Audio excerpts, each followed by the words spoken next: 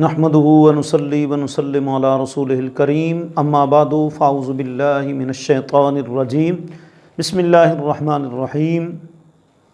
ناظرین ناظرات سامعین سامعات، آج کا ہمارا موضوع ناخواندگی کے خلاف جنگ۔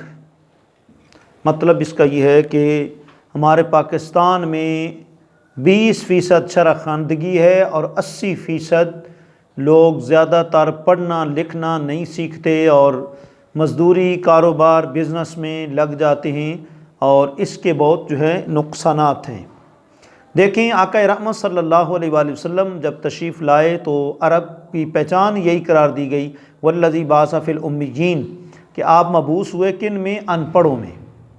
جی، اور بخاری میں آتا ہے کہ حضور نے فرمایا کہ مطلب ہے کہ ہم پڑھنا لکھنا نہیں جانتے تھے، حساب کرنا نہیں جانتے تھے، جی ہمیں اللہ نے مبعوث فرمایا۔ تو یہ کمال ہے آقا علیہ السلام کا کہ سرکار ان پڑھ قوم میں تشریف لا کر آپ نے قلم کو عزت عطا فرمائی۔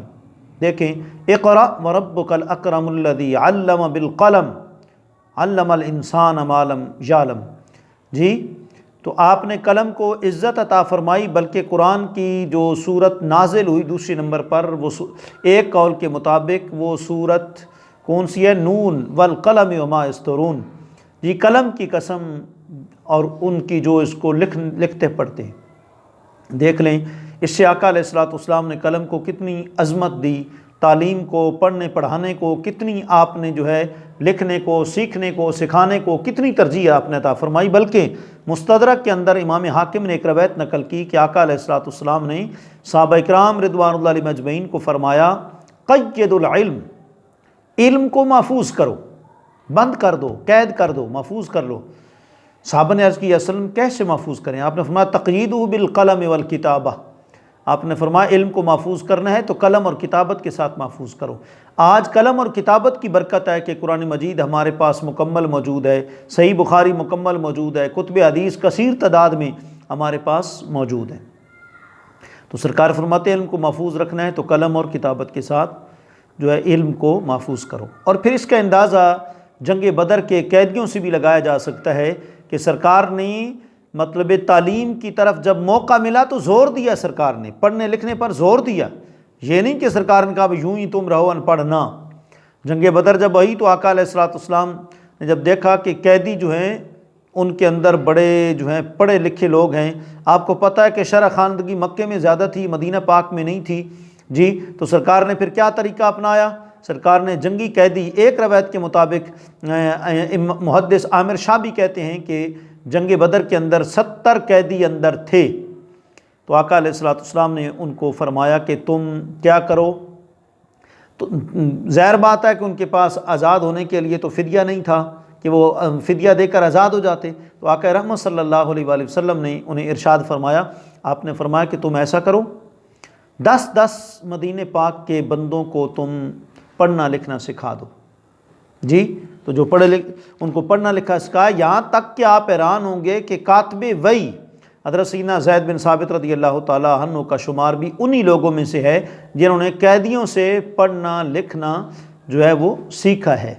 تو اس سے آپ اندازہ کر سکتے ہیں کہ آقا علیہ السلام کو تعلیم سے، شرح خواندگی میں اضافے سے کتنا وہ لگاؤ تھا۔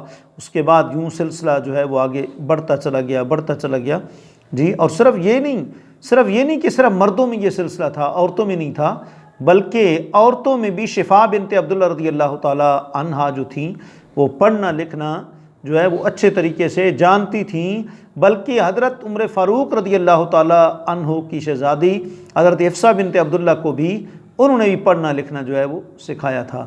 تو لہٰذا پڑھنا لکھنا، اپنے بچوں کو اس طرف لگانا یہ بہت ضروری ہے۔ سرکار نے اس کی طرف بہت زیادہ توجہ دیا۔ دیکھیں، حالانکہ استاذ اور شاگرد ان کی ذہن کی ہم آہنگی بہت ضروری ہے، لیکن اس وقت حضور نے اتنی ترجیح دی کہ یہ بھی نہیں دیکھا کہ مشرکین ان کا ذہن اور ہے اور ہمارے صحابہ کا ذہن اور ہے، نہیں، حضور نے فرمایا پڑھنے لکھنے پر زور دیا کہ پڑھو لکھو۔ جی، تو اس لیے ہمیں بھی چاہیے کہ اپنے بچوں کو ہم تعلیم دے، بلکہ حضرت علی رضی اللہ تعالیٰ کا فرمان ہے، آپ فرماتے ہیں کہ اچھا خط، اچھا لکھنا یہ نصف علم ہے۔ جی تو لہٰذا اچھی کتابت، ریٹر کالج میں داخلہ لینا، 3 ماہ کا کورس کرنا وغیرہ وغیرہ یہ کرنا چاہیے۔ اچھے خط سے انسان مزید جو ہے اچھے سے اچھا بن جاتا ہے۔ اللہ کریم آپ کو ہم سب کو قرآن و سنت کے مطابق زندگیاں گزارنے کی اور تعلیم و تعلم میں، تلقین و تلقن میں زندگیاں گزارنے کی توفیق عطا فرمائے۔ آخر دعوانا الحمدللہ رب العالمین۔